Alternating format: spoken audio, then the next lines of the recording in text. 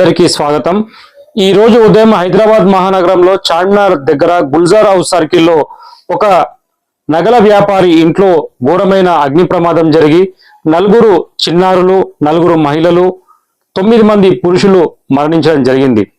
అయితే ఈ ప్రమాదం మొదట ఏసీ కంప్రెసర్ పేలి చనిపోయినారని అనుకున్నారు। అయితే పూర్తిగా పరిశోధన చేసిన తర్వాత ఫైర్ సేఫ్టీ అధికారి డీజీ నాగిరెడ్డి గారు ఈ ఫైర్ యాక్సిడెంట్ కి ముఖ్యమైన కారణాలను బయటపెట్టాడు।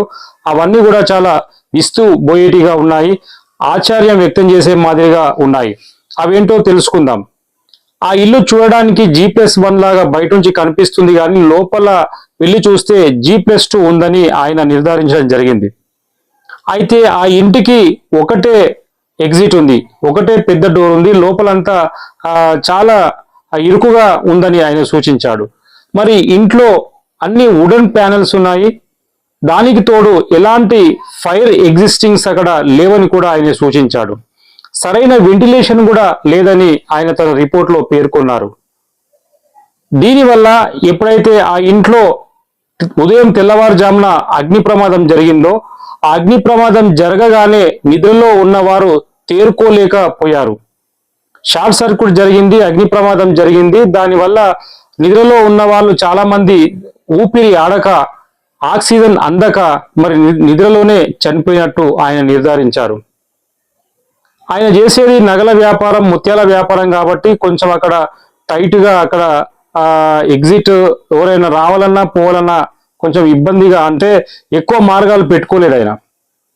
కొందరు మేల్కొని టెర్రస్ పైకి వెళ్దాం అనుకున్నా కానీ టెర్రస్ కు లాక్ వేసి ఉండడం, మెట్ల పైన దిగి కింద వెళ్దామన్నా మెట్లు చాలా ఇరుకుగా, దిగడానికి అనుకూలంగా లేని మాదిరిగా ఉన్నాయని చెప్పేసి నాగిరెడ్డి గారు తెలియజేశారు। ఇది పూర్తిగా విద్యుత్ అధికారుల నిర్లక్ష్యం, ఆ ఇంటి యజమాని నిర్లక్ష్యంగా ఆయన ధృవీకరించడం జరిగింది। ఎందుకంటే ఆయన చేసేది పెద్ద నగల వ్యాపారం కాబట్టి ఒక ఫైర్ సేఫ్టీ కానీ మిగతా సేఫ్టీ ప్రికాషన్స్ తీసుకుని ఇంటి నిర్మాణం అనేది చేపట్టాలి।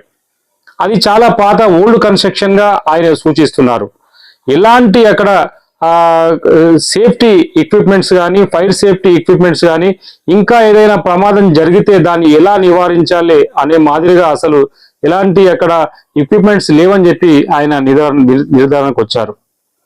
స్థానికుల ద్వారా ఈ యొక్క బిల్డింగ్ లో తరచూ షార్ట్ సర్క్యూట్లు జరిగేవని, విద్యుత్తు ఫెయిల్ అయ్యేదని కూడా స్థానికుల ద్వారా తెలుసుకున్న విషయాలను ఆయన బహిర్గతం చేశాడు। ఇదంతా ఒకెత్తైతే ఇంకోటి ఏంటంటే వీళ్ళంతా కూడా పశ్చిమ బెంగాల్ నుండి వేసవి సెలవులను ఆహ్లాదకరమైన వాతావరణంలో గడపడానికి ఈ యొక్క నగల వ్యాపారి ఇంటికి రావడం జరిగింది। అయితే ఈ ప్రమాదం జరిగిన తర్వాత వీళ్ళు అక్కడ స్థానికులు 108కి మిగతా అంబులెన్స్ కి కాల్ చేయడం జరిగింది। ఈ అంబులెన్స్లు సరైన సమయానికి రాకపోవడం వల్ల కూడా ఇక్కడ ప్రాణ నష్టం అనేది ఎక్కువ జరిగిందని స్థానికులు అభిప్రాయపడుతున్నారు। సరైన సమయానికి అంబులెన్స్లు వస్తే కనీసం ఇంకా ఒక 4-5 బతికి ఉండేవారని వారు ఆవేదన చెందుతున్నారు। ఎవరైతే వీరిని పరామర్శించడానికి వెళ్లారో నాయకులు, వారిపైన కూడా ఈ అంబులెన్స్లు సరైన సమయానికి రాలేదని చెప్పేసి ఆ బాధిత కుటుంబ సభ్యులు వారిపైన తిరగబడినటువంటి సంఘటనలు మనం సోషల్ మీడియాలో చూడడం జరిగింది। వీడియోల ద్వారా అవన్నీ కూడా బయటకు వచ్చాయి। మరి ముఖ్యంగా ఏది ఏమైనప్పటికీ ఈ జరగరాని సంఘటన వల్ల దేశం యావత్తు ఒకసారి ఉలికిపడ్డది, తీవ్రమైన సంచలనాన్ని సృష్టించింది।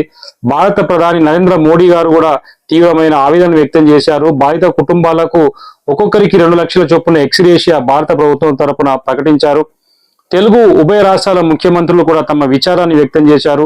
తెలంగాణ రాష్ట్ర ముఖ్యమంత్రి రేవంత్ రెడ్డి గారు, ఉప ముఖ్యమంత్రి బట్టు మల్లు గారు, ఎవరైతే ఉప ముఖ్యమంత్రి బట్టి విక్రమార్క గారు ఎవరైతే బాధిత కుటుంబాలు ఉన్నాయో వాళ్ళ కుటుంబాలకి ఒక్కొక్కరికి 5 లక్షల చొప్పున ఎక్స్గ్రేషియాను వాళ్ళు ప్రకటించడం జరిగింది। ఏది ఏమైనప్పటికీ పశ్చిమ బెంగాల్ నుండి ఒక ఆహ్లాదకరమైన సెలవులను గడుపుదామని నగల వ్యాపారి ఇంటికి వచ్చేసి మృత్యువాత పడడం అనేది, వారందరూ కూడా ఒకే కుటుంబానికి చెందిన వారనేది మరి తెలిసి అక్కడ ఉన్నటువంటి చుట్టుపక్కల వారంతా కూడా పూర్తి విషాదంలో మునిగిపోయారు। బాధితులు త్వరగా కోలుకోవాలని, తిరిగి యథాస్థితికి రావాలని దేశం మొత్తం వారి కోసం మరి పరితపిస్తుంది. మరి ఇలాంటి సంఘటనలు పునరావృతం కావద్దనుకుంటే ఈ వుడెన్ ఫర్నిచర్ విషయంలో కానీ, లేదా ఈ ఏవైతే అగ్ని త్వరగా ఆకర్షిస్తాయో, ఫైర్ను ఆకర్షిస్తాయో అలాంటివి కానీ పెట్టకూడదని ఈ ఫైర్ సేఫ్టీ డీజీ నాగిరెడ్డి గారు తెలియజేస్తున్నారు. అదే మాదిరిగా ప్రతి వ్యాపారి, ప్రతి పెద్ద అపార్ట్మెంట్ లో కంపల్సరీగా ఈ ఫైర్ సేఫ్టీ ఇన్స్ట్రుమెంట్స్ పెట్టుకోవాలని కూడా ఆయన సూచిస్తున్నారు. ధన్యవాదములు.